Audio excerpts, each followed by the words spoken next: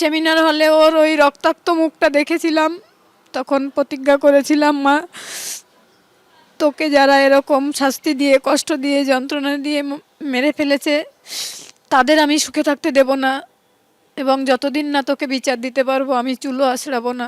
জল আসে না কলে, ঝরঝরিয়ে হরদম জল কেএসবি পাম্প হলে। বিদ্যুৎ সাশ্রয়কারী জার্মান টেকনোলজিতে তৈরি কেএসবি পাম্প। জলের প্রবলেম সেটা আবার কি?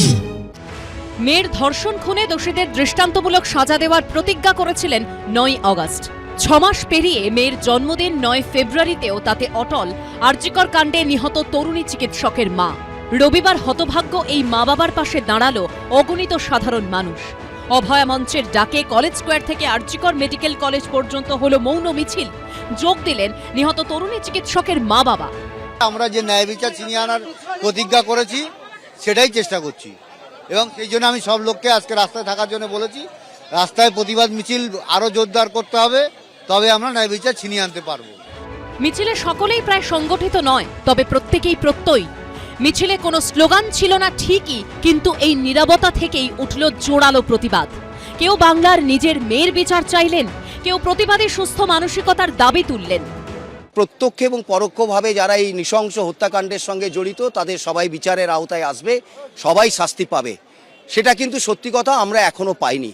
এই 9 ফেব্রুয়ারি অভয়ার হচ্ছে জন্মদিন, ফলে তার জন্মদিনে আমরা শপথ নিতে চাই এই ন্যায় বিচার এনে না দেয়া পর্যন্ত আমরা রাস্তায় থাকব। আজকে অভয়ার জন্মদিন শুধু না, আজকে তার নৃশংস হত্যার 6 মাস। আমরা আজকে প্রতিবাদ মিছিল হিসেবেই আজকে আমরা মিছিল করছি। অভয়ার জন্মদিন, আমাদের বাংলার মেয়ের জন্মদিন, আমাদের মেয়ের জন্মদিন, তার সাথে তার হত্যার 6 মাস, এই দুটি ঘটনার, তার হত্যার প্রতিবাদে আজকের আমাদের মিছিল। শ্যামবাজারের কাছে মিছিলে যোগ দেন নিহত চিকিৎসকের মা বাবা।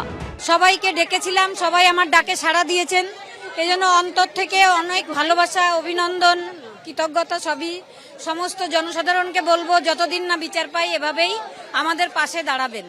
কোন জায়গা থেকে মনে করছেন যে এখনো বিচার হয়নি? কেননা আদালত তো তার একটা সাজা শুনিয়েছে। বিচার কি এখনো তদন্তই ঠিক করে হয়নি, আমরা মনে করি বিচার তো পরের কথা। পায়ে পায়ে মিছিল চলল আরজিকর মেডিকেল কলেজের দিকে। যে বিচারটা শেষ হয়ে তার যাবজ্জীবন হয়েছে, আর মুখ্যমন্ত্রী বলছেন আমরা ফাঁসি চাই, আর এরা বলছে আমরা বিচার চাই বলে আবার নাম। আরে বিচার তো শেষ হয়েছে, দোষী সাব্যস্ত হয়েছে, তা আমরা ফাঁসি চাই।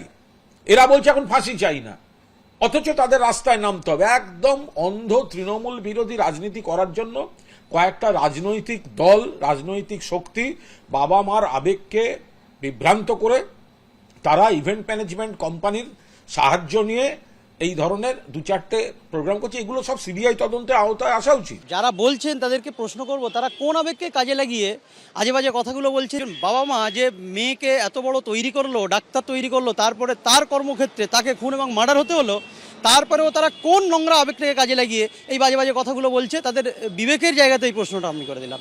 রাজনীতি করাও তো আমার মনে হয় মানুষের গণতান্ত্রিক অধিকার। মানুষ বিবেকবান হন, আবেগ, বিবেক, ভালোবাসা, যন্ত্রণা, ব্যথা সবগুলোকে বোঝার চেষ্টা করুক, তাহলে আমার মনে হয় বেটার হিউম্যান বিং তৈরি হবে। বিকেল 5:30টার পর অভয়া মঞ্চের এই মিছিল আরজিকর মেডিকেল কলেজে পৌঁছয়, কিন্তু সেখানে ঢোকা নিয়ে আন্দোলনকারীদের সঙ্গে উপস্থিত পুলিশ ও সিআইএসএফ এর বাকবিতণ্ডা তৈরি হয়।